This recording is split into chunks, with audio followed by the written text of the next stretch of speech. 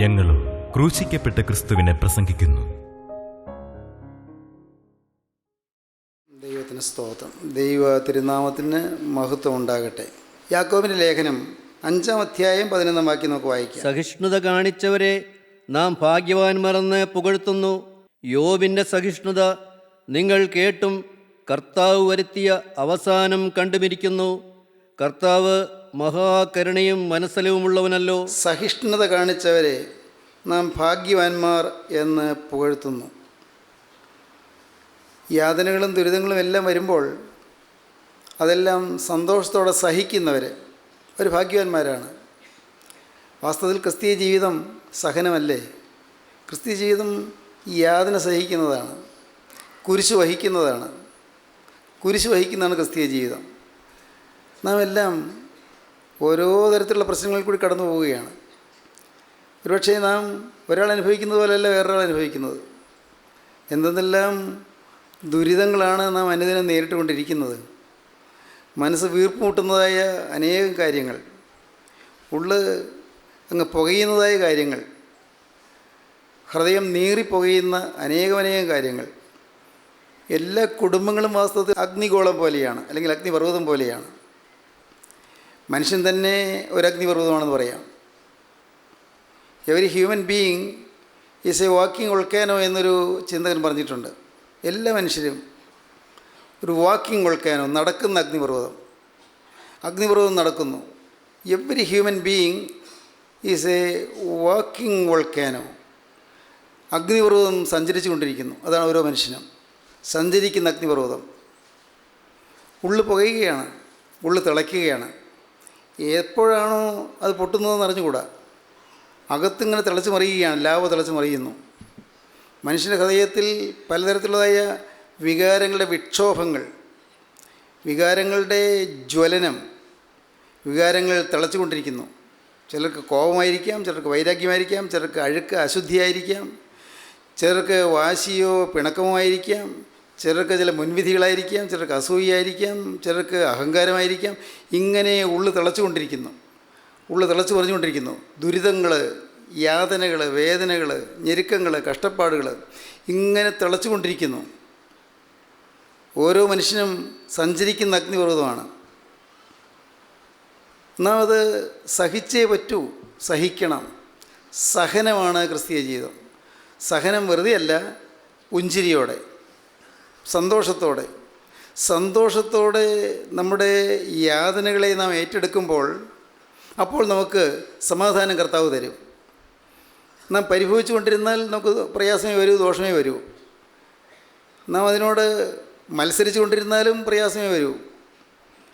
നമ്മുടെ പരിഭവവും പരാതിയും മത്സരവും നമ്മുടെ ന്യായീകരണവും എല്ലാം മാറ്റിവെച്ച് കർത്താവേ നീ എന്നെ താങ്ങണമേ, സഹിക്കാനുള്ള കൃപ തരണമേ എന്ന് പ്രാർത്ഥിക്കുക. സഹിക്കാനുള്ള കൃപ തരണമേ, ഇത് വഹിക്കാനുള്ള കൃപ തരണമേ. അതാണ് സഹിഷ്ണുത എന്ന് പറയുന്നത്. സഹിപ്പാനുള്ള കൃപ തരണമേ. അപ്പോസ്തലനായ പൗലോസ് കൊരിന്ത്യർക്ക് ലേഖനം എഴുതിയപ്പോൾ 1-ാമത്തെ കൊരിന്ത്യർ ലേഖനം 10-ാം അധ്യായത്തിൽ പറയും, മനുഷ്യർക്ക് നടപ്പല്ലാത്ത പരീക്ഷ നിങ്ങൾക്ക് നേരിട്ടിട്ടില്ല. ദൈവം വിശ്വസ്തൻ. നിങ്ങൾക്ക് സഹിപ്പാൻ കഴിയുന്ന മീതെ പരീക്ഷ നേടുവാൻ സമ്മതിക്കാതെ അവൻ പരീക്ഷയുടെ പോക്കുവഴി ഉണ്ടാക്കും, ഒരു നീക്കുപോക്ക് തരും. പരീക്ഷയുണ്ട്, ദുരിതങ്ങളുണ്ട്, പക്ഷേ ഒരു നീക്കുപോക്ക് കർത്താവ് തരും, ഒരു പോക്കുവഴി തരും. നിങ്ങൾക്ക് സഹിപ്പാൻ കഴിയുന്നതിന് മീതെ പരീക്ഷ നേടുവാൻ സമ്മതിക്കാതെ അവൻ പരീക്ഷയുടെ പോക്കുവഴി ഉണ്ടാക്കും. അപ്പോസ്തലനായ പത്രോസ് പറയും, പത്രോസിൻ്റെ ലേഖനത്തിൽ പറയും, നിങ്ങൾക്ക് ഈ അഗ്നിശോധനയിൽ, പരീക്ഷയ്ക്കായി ഒരു അഗ്നിശോധന നിങ്ങൾക്ക് നേരിട്ടാൽ നിങ്ങൾ അതിശയിച്ചു പോകരുത്. അഗ്നിശോധന പോലെ, തീയിൽ കൂടി നടക്കുന്നത് പോലെ നിങ്ങൾക്ക് ചില പ്രതിസന്ധികൾ വന്നാൽ നിങ്ങൾ പരിഭ്രമിച്ചു പോകരുത്, നിങ്ങൾ ഭയപ്പെട്ടു പോകരുത്, നിങ്ങൾ നിരാശപ്പെട്ടു പോകരുത്. നിങ്ങൾക്ക് നിങ്ങളുടെ ജീവിതത്തിൽ വിശുദ്ധീകരണത്തിനായിട്ട് അഗ്നിശോധനകൾ വന്നു എന്ന് വരും.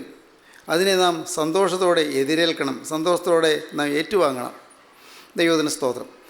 ഈ സഹിഷ്ണുതയ്ക്ക് ഉദാഹരണമായിട്ട് യാക്കോബ് ശ്ലീഹ പറയുന്ന ഇയ്യോബിൻ്റെ കാര്യമാണ്. ഇയ്യോബിൻ്റെ സഹിഷ്ണുത നിങ്ങൾ കേട്ടും കർത്താവ് വരുത്തിയ അവസാനം കണ്ടുമിരിക്കുന്നു. കർത്താവ് മഹാകരുണയും മനസ്സിലുള്ളവനല്ലോ. ഇയ്യോബിൻ്റെ പുസ്തകത്തിൽ നിന്ന് നാം ചില കാര്യങ്ങൾ മുൻപ് ചിന്തിക്കുകയുണ്ടായി. ഇയ്യോബിൻ്റെ പുസ്തകം ആദ്യത്തെ 3 അധ്യായങ്ങൾ ഇയ്യോബിൻ്റെ ഡിസ്ട്രസ്, ഇയ്യോബിൻ്റെ യാതനകൾ, ഇയ്യോബിൻ്റെ ദുരിതങ്ങൾ, ഇയ്യോബിൻ്റെ കഷ്ടതകൾ, ഡിസ്ട്രസ്. പിന്നെ 4-ാം അധ്യായം മുതൽ 37-ാം അധ്യായം വരെ ഇയ്യോബിൻ്റെ ഡിഫെൻസാണ്. ഇയ്യോബ് അതിനെ എങ്ങനെ എതിർത്തു നിന്നു, എങ്ങനെ ചെറുത്തു നിന്നു, ഇയ്യോബ് അതിനെ പ്രതിരോധിച്ചത് എങ്ങനെയാണ്, അതാണ് ആ 2-ാം ഘട്ടം. 38-ാം അധ്യായം മുതൽ 42-ാം അധ്യായം വരെ ഇയ്യോബിൻ്റെ ഡെലിവറൻസാണ്. ഇയ്യോബിന് ഈ ദുരിതങ്ങളിൽ നിന്നെല്ലാം ഒരു വിടുതൽ കിട്ടിയതാണ്. സന്തോഷകരമായ കാര്യം, ഡിസ്ട്രസ് എത്രയുണ്ടെങ്കിലും, ദുരിതങ്ങൾ എത്രയുണ്ടെങ്കിലും നമുക്കൊരു ഡെലിവറൻസ് കിട്ടും, നമുക്കൊരു വിമോചനം കിട്ടും, നമുക്കൊരു വിമുക്തി കിട്ടും. ഇന്ന് ദുരിതങ്ങളുണ്ട്, ഇന്ന് കഷ്ടപ്പാടുകളുണ്ട്, ഇന്ന് നമുക്ക് അസഹ്യമായ വേദനാ വിഷയങ്ങളുണ്ട്. പക്ഷേ അതിൽ നിന്ന് ഒരു ഡെലിവറൻസ് ഉണ്ട്. ഒരു ദിവസം മനസ്സിലാക്കാൻ പ്രയാസമാണ്. ഇനിയുണ്ടോ ഡെലിവറൻസ് കിട്ടാൻ പോകുന്നു, എനിക്കുണ്ടോ അത് കിട്ടാൻ പോകുന്നു, എൻ്റെതെല്ലാം തീർന്നില്ലേ, എൻ്റെ പ്രതീക്ഷകളെല്ലാം അസ്തമിച്ചില്ലേ? ഇങ്ങനെ ചിന്തിക്കുന്നവരാണ് നമ്മിൽ പലരും. എൻ്റെ പ്രതീക്ഷകളെല്ലാം അസ്തമിച്ചു, ആശയ്ക്ക് വകയില്ല, എൻ്റെ ജീവിതത്തിൽ ഒരു നല്ല കാലം ഉണ്ടാവുകയില്ല. ഇങ്ങനെ ചിന്തിച്ച് മനസ്സ് മ്ലാനമായി ജീവിതം ദുരിതപൂരിതമായി കഴിയുന്നവരാണ് മനുഷ്യർ അനേകം പേരും. എന്നാൽ കർത്താവിൻ്റെ വചനം നമുക്ക് കാണിച്ചു തരുന്നു, വ്യക്തമാണ്, നമുക്ക് ഒരു ഡെലിവറൻസ് ഉണ്ട്. ഈ യാതനകളിൽ നിന്നും വേദനകളിൽ നിന്നും ഒരു വിമോചനമുണ്ട്. ഒരു ദിവസം ഉണ്ട്, നമുക്കൊരു നല്ല കാലമുണ്ട്, ഒരു ശുഭകാലമുണ്ട്, ഒരു ശോഭനമായ ഭാവിയുണ്ട്. ഇത് നാം വെറുതെ കേട്ടുപോകാനല്ല, നാം അത് പ്രതീക്ഷിക്കണം, അത് ലഭിച്ചു എന്ന് വിശ്വസിക്കണം, എനിക്കത് കിട്ടിക്കഴിഞ്ഞു എന്ന് വിശ്വസിക്കണം. ദൈവത്തിന് സ്തോത്രം. നമ്മുടെ ജീവിതത്തിൽ ഇന്നുള്ള പ്രയാസങ്ങൾ മാറുന്ന ഒരു നല്ല കാലം നാം സ്വപ്നം കാണണം. ദൈവത്തിന് സ്തോത്രം. ഒരു സുശോഭനമായ സ്വപ്നം നമുക്കുണ്ടായിരിക്കണം. ഏതൊരു വിഷയം വരുമ്പോഴും നാം ഓപ്റ്റിമിസ്റ്റിക് ആയിരിക്കണം, നാം ശുഭാപ്തി വിശ്വാസമുള്ളവരായിരിക്കണം. നാം ഒരിക്കലും പെസിമിസ്റ്റിക് ആകരുത്, നാം ഒരിക്കലും അശുഭാപ്തി വിശ്വാസികളാകരുത്. എല്ലാറ്റിലും നെഗറ്റീവ്, എല്ലാം അശുഭം, ഒന്നും ശരിയാവില്ല, അങ്ങനെയാവരുത്. നാം എപ്പോഴും ശുഭാപ്തി വിശ്വാസമുള്ളവരായിരിക്കണം. എന്തുകൊണ്ട്? യേശുക്രിസ്തു ജീവിക്കുന്നു. നിങ്ങൾക്കറിയാമല്ലോ, യേശുക്രിസ്തു ഉയർത്തെഴുന്നേറ്റിട്ട് ആദ്യം പറഞ്ഞ വാക്ക്, സ്ത്രീയെ നീ കരയുന്നത് എന്ത് എന്നാണ്. കരച്ചിൽ മാറ്റാനാണ് യേശുക്രിസ്തു ഉയർത്തെഴുന്നേറ്റത്. യേശുക്രിസ്തു ജീവിക്കുന്നു. എന്തിന്? മനുഷ്യൻ്റെ കരച്ചിൽ മാറ്റാൻ, കരയുന്നവരുടെ കരച്ചിൽ മാറ്റാൻ, കരയുന്നവരുടെ ജീവിതത്തിലെ കരച്ചിൽ മാറ്റി അവർക്ക് ആശ്വാസം തരാനാണ്. പ്രിയപ്പെട്ടവരെ, ഇത് നിങ്ങളുടെ ഹൃദയത്തിൽ നിങ്ങൾ അടിവരയിട്ട് ചേർത്ത് വയ്ക്കണം. ഉറപ്പ്, യേശു എനിക്കൊരു നല്ല കാലം തരും, എൻ്റെ ഈ രോഗം മാറ്റിത്തരും, എൻ്റെ ഈ ദുരിതം മാറ്റിത്തരും, എൻ്റെ ജീവിതത്തിലെ ഈ കടം മാറ്റിത്തരും. തീർത്താൽ തീരാത്ത കടമാണിന്ന്, പക്ഷേ അത് മാറ്റിത്തരും. കാരണം എൻ്റെ യേശു ജീവിക്കുന്നു. എൻ്റെ ഈ പൈസയുടെ ഞെരുക്കം തീർത്തു തരും. യേശു ക്രിസ്തു ജീവിക്കുന്നു.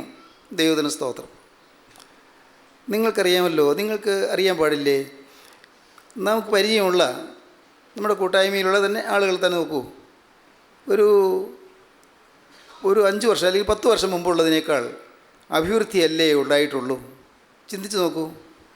വളരെ അപൂർവം പേർക്കൊഴികെ ഭൗതികമായും പോലും അഭിവൃദ്ധിയാണ്, ഭൗതികമായും പോലും അല്ലേ.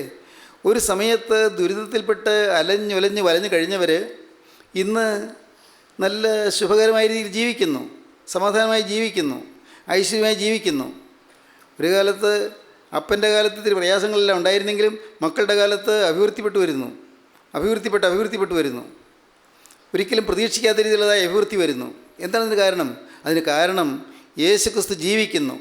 ക്രിസ്തുവിൽ സത്യവിശ്വാസത്തോടെ പറ്റിച്ചേർന്ന് നിന്നവരെല്ലാം അഭിവൃദ്ധിപ്പെട്ടിട്ടുണ്ട്. കാരണം വേദപുസ്തകം പറയുന്നു, യഹോവയിലേക്ക് തിരിഞ്ഞാൽ നീ അഭിവൃദ്ധി പ്രാപിക്കും. അതാണ് വചനം. യഹോവയിലേക്ക് തിരിഞ്ഞാൽ നീ അഭിവൃദ്ധി പ്രാപിക്കും. അഭിവൃദ്ധിപ്പെടുന്നുണ്ട്. തൽക്കാലം അഭിവൃദ്ധി ഇല്ല എന്ന് തോന്നിയാൽ നിങ്ങൾ നിരാശപ്പെടരുത്. നിങ്ങൾ കാത്തു നിൽക്കുക, അല്പം വെയിറ്റ് ചെയ്യുക, അല്പം കാത്തു നിൽക്കുക. എല്ലാത്തിനും ഒരു അവധി വെച്ചിട്ടുണ്ട്, ഒരു സമയം വെച്ചിട്ടുണ്ട്. ഹബക്കൂക്ക് പ്രവാചകന്റെ പുസ്തകം 2-ാം അധ്യായം 1-ാം വാക്യം മുതൽ വായിക്കൂ. അപ്പോൾ കാണാം, എല്ലാറ്റിനും ഒരു അവധി വെച്ചിരിക്കുന്നു. നിൻ്റെ ആവലാതിക്ക് അതിന് മറുപടി തരാൻ ദൈവം ഒരു അവധി വെച്ചിരിക്കുന്നു. അത് സമാപ്തിയിലേക്ക് എത്തപ്പെടുന്നു, അതിൻ്റെ വര്യവസാനത്തിലേക്ക് എത്തപ്പെടുന്നു. അത് വരും, വൈകുകയില്ല, താമസിക്കുകയുമില്ല, വരും, നിശ്ചയം വരും. പ്രത്യാശയോടെ പ്രതീക്ഷയോടെ നിങ്ങൾ പ്രാർത്ഥിക്കൂ. പ്രാർത്ഥിക്കുമ്പോൾ, നിങ്ങൾ യാചിക്കുമ്പോൾ, ക്രിസ്തുവിൽ ആശ്രയിച്ച് നിങ്ങൾ മുന്നോട്ട് പോകുമ്പോൾ നിങ്ങൾക്ക് ഒരു കരയേറ്റം കർത്താവ് തരും. വൈകൂ. ഞാൻ കൊത്തളത്തിൽ നിന്ന് കാവൽ കാത്തുകൊണ്ട് അവൻ എന്നോട് എന്തരുളി ചെയ്യുമെന്നും എൻ്റെ ആവലാതി സംബന്ധിച്ച് ഞാൻ എന്തുത്തരം പറയേണ്ടുവെന്നും കാണേണ്ടതിന് ദൃഷ്ടി വയ്ക്കും. എൻ്റെ ആവലാതിക്ക് എന്താണ് ഒരു പര്യവസാനം ഞാൻ ദൃഷ്ടി വയ്ക്കും. യഹോവ എന്നോട് ഉത്തരമരുളിയത്, എന്നോട് പറഞ്ഞു, നീ ദർശനം എഴുതുക, നീ ദർശനം എഴുതുക, ഓടിച്ചു വായിപ്പാൻ തക്കവണ്ണം അത് പലകയിൽ തെളിവായി വരയ്ക്കുക. ഓടിച്ചു വായിപ്പാൻ തക്കവണ്ണം പലകയിൽ തെളിവായി വരയ്ക്കുക. ദർശനത്തിന് ഒരവധി വച്ചിരിക്കുന്നു, നിങ്ങൾക്ക് വരാൻ പോകുന്ന സൗഭാഗ്യകാലത്തിന് ഒരവധി വെച്ചിരിക്കുന്നു.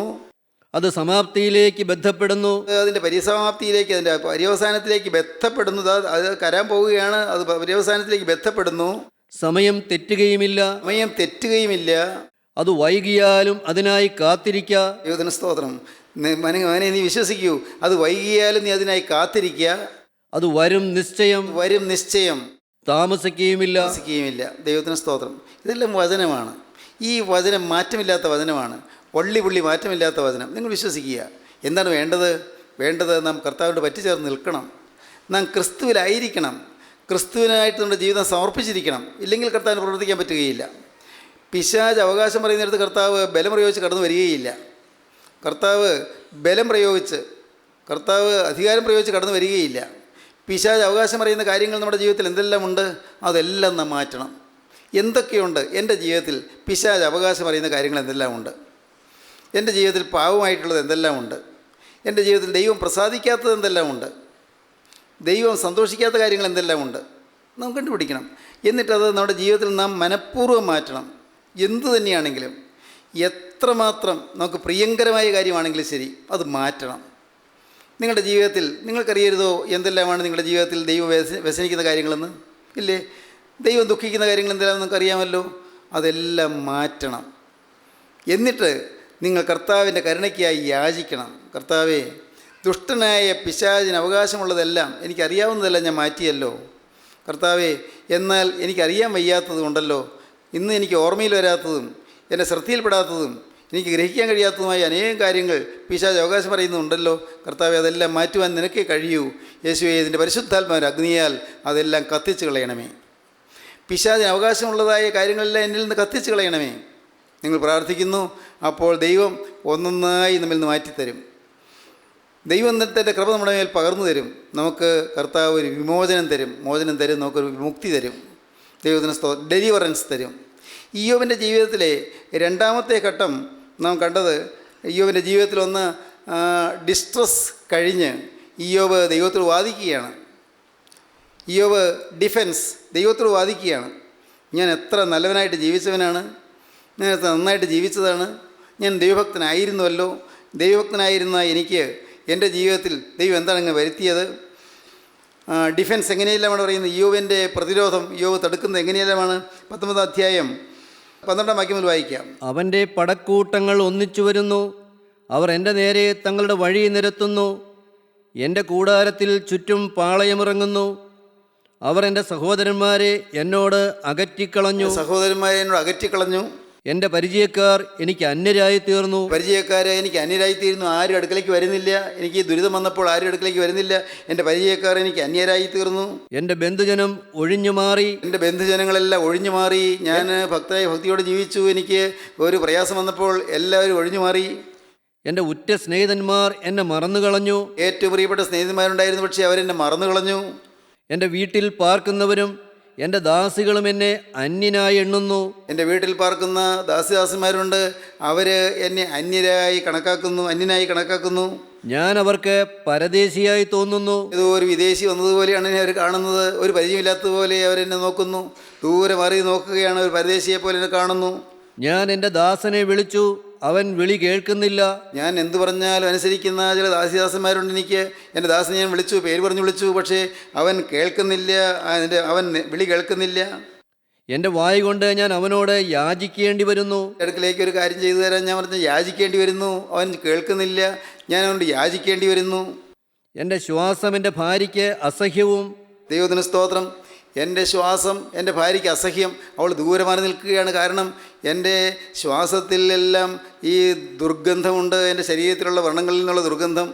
എൻ്റെ ശരീരത്തിലെ വ്രണങ്ങളെല്ലാം ചീഞ്ഞ് നാറുന്നു. ആ ദുർഗന്ധം സഹിക്കവയ്യാതെ അവൾ മൂക്കുപൊത്തി മാറി നിൽക്കുന്നു.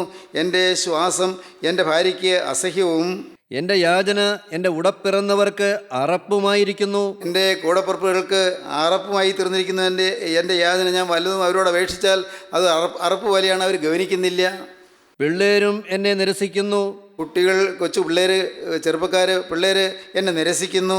ഞാൻ എഴുന്നേറ്റാൽ അവർ എന്നെ കളിയാക്കുന്നു. എൻ്റെ ഈ ദുരിതത്തിൽ ഞാൻ ഇടയ്ക്കൊന്ന് എഴുന്നേൽക്കുമ്പോൾ അവരെന്നെ കളിയാക്കുന്നു. എൻ്റെ പ്രാണസ്നേഹിതന്മാരൊക്കെയും എന്നെ വെറുക്കുന്നു. പ്രാണസ്നേഹിതന്മാരൊക്കെയും എന്നെ വെറുക്കുന്നു. എനിക്ക് പ്രിയരായവർ വിരോധികളായി തീർന്നു. ഒരു സമയത്ത് എനിക്ക് ഏറ്റവും പ്രിയപ്പെട്ടവരെ ഇപ്പോൾ എൻ്റെ ശത്രുക്കളായി തീർന്നു. എൻ്റെ അസ്ഥി ത്വക്കിനോടും മാംസത്തോടും പറ്റിയിരിക്കുന്നു. അസ്ഥി ത്വക്കിനോടും മാംസത്തോടും പറ്റിയിരിക്കുന്നു. പല്ലിൻ്റെ മോണയോടെ ഞാൻ ശേഷിച്ചിരിക്കുന്നു. ദൈവമേ, പല്ലിൻ്റെ മോണയോടെ ഞാൻ ശേഷിച്ചിരിക്കുന്നു. പല്ലുപോലും കൊഴിഞ്ഞു പോയിരിക്കുന്നു. കർത്താവേ, മോണ മാത്രമായി അത്രമാത്രം ഞാൻ ദുഃഖം അനുഭവിക്കുകയാണ്, ഞാൻ ദുരിതം അനുഭവിക്കുകയാണ്. കർത്താവേ, ഇതിനൊക്കെ കൊണ്ട് ഞാൻ എന്ത് തെറ്റാണ് ചെയ്തത്? ഞാൻ എന്ത് പാപമാണ് ചെയ്തത്? ഇയ്യോബ് ചോദിക്കുകയാണ്, ഞാൻ ഇതിന് തക്കവണ്ണം എന്ത് ദോഷമാണ് ഞാൻ ചെയ്തത്? ഇയ്യോബ് വീണ്ടും പറയുകയാണ്, ദൈവത്തിന് സ്തോത്രം. ഇയ്യോബ് സങ്കടത്തോടെ പറയുകയാണ്, ദൈവം എന്നെ മറന്നിരിക്കുന്നു, ദൈവം എന്നെ ഉപേക്ഷിച്ചിരിക്കുന്നുവെന്ന്. ഇയ്യോബ് പറയുന്ന അടുത്ത കാര്യം നമുക്ക് ശ്രദ്ധിക്കാം. 22-ാം അധ്യായത്തിലേക്ക് വരുമ്പോൾ നാം വായിക്കാം. 22-ാം അധ്യായം 6-ാം വാക്യം നമുക്ക് വായിക്കാം. നിന്റെ സഹോദരനോട് നീ വെറുതെ പണയം വാങ്ങി നഗ്നന്മാരുടെ വസ്ത്രം ഉരിഞ്ഞെടുത്തിരിക്കുന്നു. തേമാനായ എലീഫസ് ഇയ്യോബിനോട് പറയുകയാണ്, നീ ഇങ്ങനെ വാദിക്കേണ്ട കാര്യമൊന്നുമില്ല. നീ വാസ്തവത്തിൽ നിനക്ക് പാവമുണ്ട്, നിനക്ക് തെറ്റുണ്ട്, നിന്റെ തെറ്റിന് ദൈവം ശിക്ഷിച്ചതാണ് എന്ന് എലീഫസ് അവനോട് വാദിക്കുകയാണ്. നിന്റെ ദുഷ്ടത വലിയതല്ലയോ? 5-ാം വാക്യം. നിന്റെ ദുഷ്ടത വലിയതല്ലയോ? വലിയതല്ലയോ? നിന്റെ അകൃത്യങ്ങൾക്ക് അന്തവുമില്ല. അകൃത്യങ്ങൾക്ക് അന്തവുമില്ല. ധാരാളം പാവം നിന്റെ ജീവിതത്തിൽ വന്നിരിക്കുന്നു. അതുകൊണ്ടാണ് ദൈവം എന്നെ നിന്നോട് ചെയ്തത്. നിന്റെ സഹോദരനോട് നീ വെറുതെ പണയം വാങ്ങി രൂപയിലൊടുക്കും കടം കൊടുത്തെങ്കിൽ പണയം വാങ്ങിയിട്ടല്ലേ കൊടുത്തത്? നഗ്നന്മാരുടെ വസ്ത്രം ഉരിഞ്ഞെടുത്തിരിക്കുന്നു. നഗ്നന്മാരുടെ വസ്ത്രം നീ ഉരിഞ്ഞെടുത്തിരിക്കുന്നു. ക്ഷീണിച്ചവനെ നീ വെള്ളം കൊടുത്തില്ല. നീ വെള്ളം കൊടുത്തില്ല. വിശന്നവന് നീ ആഹാരം മുടക്കിക്കളഞ്ഞു. നീ ആഹാരം മുടക്കിക്കളഞ്ഞു. കയ്യൂറ്റക്കാരനോ ദേശം കൈവശമായി, മാന്യനായവൻ അതിൽ പാർത്തു. വിധവമാരെ നീ വെറും കൈയായി അയച്ചു, അനാഥന്മാരുടെ ഭുജങ്ങളെ നീ ഒടിച്ചു കളഞ്ഞു. ദൈവത്തിന് സ്തോത്രം. ഇയ്യോബേ, നിനക്ക് ഇങ്ങനെയെല്ലാം വന്നതിന് കാരണം നീ ഒരു ദുഷ്ടനായിപ്പോയി, അതുകൊണ്ടാണ്. ഇതൊന്നും ശരിയല്ല. ഈ തേമാനായ എലീഫസ് പറയുന്നത് ശരിയല്ല. ഇയ്യോബ് അങ്ങനെ ചെയ്തവനല്ല. ഇയ്യോബ് പിന്നെയും വാദിക്കുന്നുണ്ട്. എന്നാൽ ഇയ്യോബിനോട് പറയുകയാണ്, നീ വിധവമാരെ നീ സഹായിച്ചില്ല, വസ്ത്രമില്ലാത്തവന് നീ വസ്ത്രം കൊടുത്തില്ല, നീ ഉപകാരം ചെയ്തില്ലെന്ന് മാത്രമല്ല പലരെയും ഉപദ്രവിച്ചു, നീ മനുഷ്യരോട് പണയം വാങ്ങി. ഇങ്ങനെ ഓരോ കുറ്റങ്ങൾ ഇയ്യോബിൻ്റെ മേൽ പറയുകയാണ്. അപ്പോൾ ഇയ്യോബ് മറുപടി പറയുന്നു. ഇയ്യോബ് പറയുന്നത് വളരെ വ്യക്തമായിട്ടാണ്. 29-ാം അധ്യായത്തിൻ്റെ 12-ാം വാക്യം മുതൽ. നിലവിളിച്ച എളിയവനെയും അനാഥനെയും തുണയറ്റവനെയും ഞാൻ വിടുവിച്ചു. ഞാൻ സഹായമറ്റവനെയും ഞാൻ വിടുവിച്ചിട്ടുണ്ട്, ഞാൻ സഹായിച്ചിട്ടുണ്ട്. മാത്രമല്ല നിലവിളിച്ചവരുടെ നിലവിളി ഞാൻ കേട്ടിട്ടുണ്ട്. മാത്രമല്ല എൻ്റെ കരം കൊണ്ട് ഞാൻ ഉപകാരം ചെയ്തിട്ടുണ്ട്. 13-ാം വാക്യം. നശിക്കുമാറായവൻ്റെ അനുഗ്രഹം എൻ്റെ മേൽ വന്നു. നശിക്കുമാറായവനെ ഞാൻ സഹായിച്ചു, എൻ്റെ അനുഗ്രഹം എൻ്റെ മേൽ വന്നതാണ്. വിധവയുടെ ഹൃദയത്തെ ഞാൻ സന്തോഷം കൊണ്ട് ആർക്കുമാറാക്കി. വിധവയ്ക്ക് സന്തോഷകരമായ അനുഭവങ്ങൾ ഞാൻ നൽകി, അവൾക്ക് സഹായം ചെയ്തു. ആരോ ഒരു സഹായമില്ലാത്തവരെ ഞാൻ സഹായിച്ചു. ഞാൻ നീതിയെ ധരിച്ചു, അതെൻ്റെ ഉടുപ്പായിരുന്നു. ഞാൻ നീതിയെ ധരിച്ചു, അതിൻ്റെ ഉടുപ്പായിരുന്നു. ഞാൻ നീതിയായിട്ട് മാത്രമേ പ്രവർത്തിച്ചിട്ടുള്ളൂ. ഞാൻ നീതിയെ ധരിച്ചു, അതിൻ്റെ ഉടുപ്പായി തീർന്നു. എൻ്റെ ന്യായം ഉത്തരീയവും തലപ്പാവും പോലെയായിരുന്നു. ന്യായത്തോടെ മാത്രമേ പ്രവർത്തിച്ചിട്ടുള്ളൂ. ഞാൻ കുരുടന് കണ്ണും കുരുടന് ഞാൻ കണ്ണായിരുന്നു, മുടന്തന് കാലുമായിരുന്നു. ഞാൻ കാലുമായിരുന്നു. ദരിദ്രന്മാർക്ക് ഞാൻ അപ്പനായിരുന്നു. ഞാൻ അപ്പനായിരുന്നു. ഇയ്യോബ് പറയുകയാണ്, ഞാൻ ഈ തേമാനായ എലീഫസ് പറഞ്ഞതുപോലെയല്ല. ഞാൻ ഉപകാരം മാത്രമേ ചെയ്തിട്ടുള്ളൂ, ഞാൻ സഹായം മാത്രമേ ചെയ്തിട്ടുള്ളൂ. ദരിദ്രന്മാർക്ക് ഞാൻ അപ്പനായിരുന്നു, സഹായമറ്റവനെ ഞാൻ സഹായിച്ചിട്ടുണ്ട്. ഇയ്യോബ് ഇങ്ങനെ പറഞ്ഞിട്ട് ഇയ്യോബ് അതിൻ്റെ തൊട്ട് മുൻപ് ഇയ്യോബ് പറയുന്ന വേറൊരു കാര്യമുണ്ട്. ഇയ്യോബ് ദൈവത്തോട് വാദിക്കുകയാണ്. ദൈവത്തിന് സ്തോത്രം. 23-ാം അധ്യായം 2-ാം വാക്യം മുതൽ. അയ്യോ, പണ്ടത്തെ മാസങ്ങളിലെ പോലെ, ദൈവം എന്നെ കാത്തുപോകുന്ന നാളുകളിലെ പോലെ ഞാൻ ആയെങ്കിൽ കൊള്ളായിരുന്നു. അന്ന് അവൻ്റെ ദീപം എൻ്റെ തലയ്ക്ക് മീതെ പ്രകാശിച്ചു. അവൻ്റെ വെളിച്ചത്താൽ ഞാൻ ഇരുട്ടിൽ കൂടി നടന്നു. ദൈവനെ അനുഗ്രഹിച്ചൊരു കാലം ഉണ്ടായിരുന്നു. ദൈവത്തിൻ്റെ വെളിച്ചത്താൽ ഞാൻ ഇരുട്ടിൽ കൂടി നടന്നൊരു കാലം ഉണ്ടായിരുന്നു. ദൈവനെ അനുഗ്രഹിച്ചൊരു കാലം ഉണ്ടായിരുന്നു. എൻ്റെ കൂടാരത്തിന് ദൈവത്തിൻ്റെ സഖ്യത ഉണ്ടായിരിക്കുകയും എൻ്റെ കൂടാരത്തിന് ദൈവത്തിന് സഖ്യത ഉണ്ടായിരുന്നു. ദൈവം എന്നും കൂടാരത്തിൽ ഇറങ്ങി വരാറുണ്ടായിരുന്നു. സർവശക്തൻ എന്നോടുകൂടെ വസിക്കുകയും സർവശക്തൻ എന്നോട് വസിച്ചൊരു നല്ല കാലം ഉണ്ടായിരുന്നു. എൻ്റെ മക്കൾ എൻ്റെ ചുറ്റും ഇരിക്കുകയും ചെയ്ത എൻ്റെ മക്കളെല്ലാവരും ചുറ്റും ഇരുന്ന് എന്നെ സ്നേഹത്തോടെ എന്നെ ബഹുമാനിക്കുകയും ആദരിക്കുകയും ചെയ്ത സമയം ഉണ്ടായിരുന്നു. എൻ്റെ ശുഭകാലത്തിലെ പോലെ ഞാൻ ആയെങ്കിൽ കൊള്ളായിരുന്നു. ഒരു ശുഭകാലം എനിക്കുണ്ടായിരുന്നതുപോലെ ഒരു നല്ല കാലം എനിക്ക് കിട്ടിയിരുന്നെങ്കിൽ കൊള്ളാമായിരുന്നു. അന്ന് ഞാൻ എൻ്റെ കാലുകളെ വെണ്ണ കൊണ്ട് കഴുകി എൻ്റെ കാലുകളെ വെണ്ണ കൊണ്ട് ഞാൻ കഴുകിയ കാലമാണ്. പാറ എനിക്ക് തൈല നദികളെ ഒഴുക്കിത്തന്നു. പാറയിൽ നിന്ന് തൈല നദികൾ ഒഴുക്കി എനിക്ക് തൈല നദികൾ ഒഴുക്കി തന്ന് എന്നെ സഹായിച്ചു. എനിക്ക് പാറയിൽ നിന്ന് തൈലം പുറപ്പെടുവിച്ചു. അങ്ങനെ നല്ല കാലം, നല്ല സമൃദ്ധിയുടെ കാലം, ഐശ്വര്യത്തിൻ്റെ കാലം ഉണ്ടായിരുന്നു. ഞാൻ പുറപ്പെട്ട് പട്ടണത്തിലേക്ക് പടിവാതുക്കൽ ചെന്നു. ഞാൻ പട്ടണത്തിൻ്റെ പടിവാതിക്കൽ ഞാൻ ചെല്ലുമ്പോൾ, വിശാല സ്ഥലത്ത് എൻ്റെ ഇരിപ്പിടം വെക്കുമ്പോൾ, വിശാല സ്ഥലത്ത് എൻ്റെ ഇരിപ്പിടം വയ്ക്കുമ്പോൾ യൗവനക്കാർ എന്നെ കണ്ടിട്ട് ഒളിക്കും. യൗവനക്കാർ എന്നെ ആദരവോടെ, ഭയത്തോടെ, ഭക്തിയോടെ മാറി നിൽക്കും. വൃദ്ധന്മാർ എഴുന്നേറ്റ് നിൽക്കും. വൃദ്ധന്മാർ എൻ്റെ മുമ്പിൽ എഴുന്നേറ്റ് നിന്നിരുന്നു.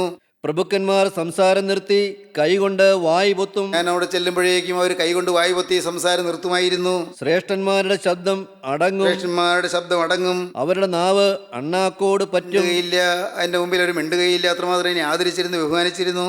എൻ്റെ വാക്ക് കേട്ട ചെവി എന്നെ വാഴ്ത്തും. എൻ്റെ വാക്ക് കേട്ട ചെവി എന്നെ വാഴ്ത്തുന്നൊരു നല്ല കാലം, എന്നെ ബഹുമാനിച്ചിരുന്നൊരു കാലകാലം, എന്നെ പുകഴ്ത്തിയിരുന്നൊരു നല്ല കാലം ഉണ്ടായിരുന്നു.